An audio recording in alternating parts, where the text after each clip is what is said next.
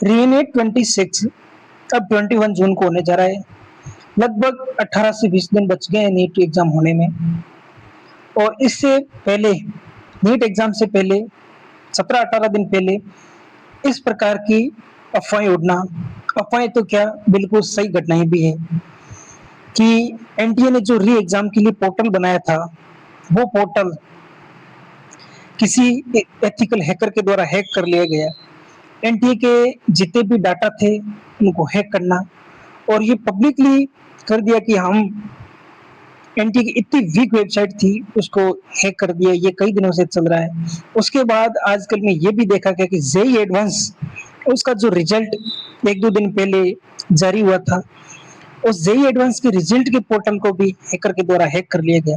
ये साफ-साफ indicate NTA को है कि हमारे देश के हैकर कुछ भी कर सकते हैं, या जो नीट का रिजल्ट उनके अंदर भी किसी भी स्टूडेंट के रिजल्ट के साथ इंटरफेयर किया जा सकता है।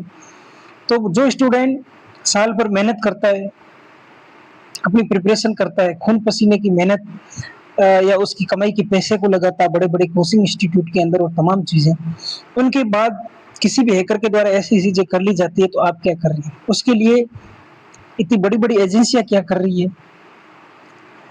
क्या उनके लिए कदम उठाए जा रहे हैं? क्या ऐसी साइट है जो कोई भी हैक कर सकता है?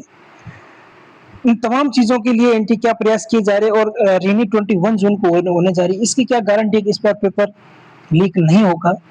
ये छोटी-छोटी चीज़ें, इन्फॉर्मेशन, डाटा लीक कर दिया जाता है, और इसके साथ क्या पता प्रिंटिंग प्रेस से इस बार पेपर पुनः लीक कर दिया जाए।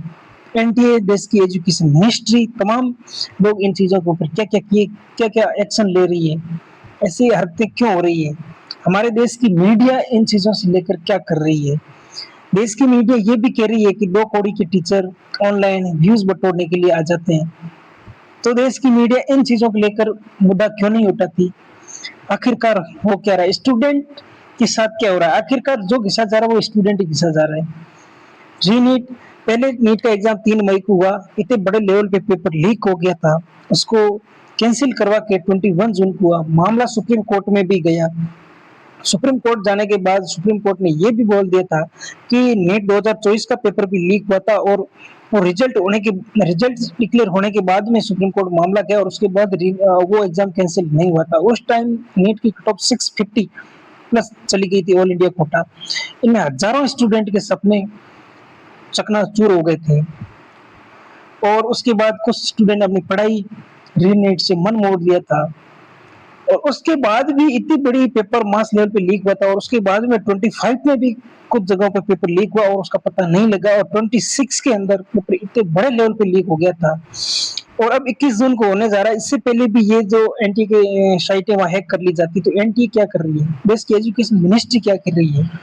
और अब कुछ लोगों के द्वारा ये भी रूमर फैलाए जा रहे हैं कि एनटीए का जो पोर्टल हैक होने के बाद कि रीनीट एक्सटेंड हो जाएगा, बट ऐसा कहीं कहीं पर भी नहीं है। नीट अपने बिल्कुल निर्धारित समय पर ही होगा।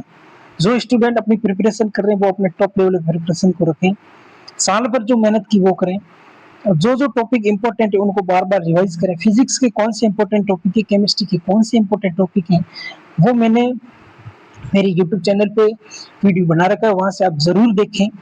उन्हीं टॉपिक को हर साल क्वेश्चन वहाँ से पूछे जाते हैं, उन्हीं टॉपिक को बार-बार पढ़ें बच्चों। किसी भी प्रकार की इधर अफ़वाह पे ध्यान नहीं दें।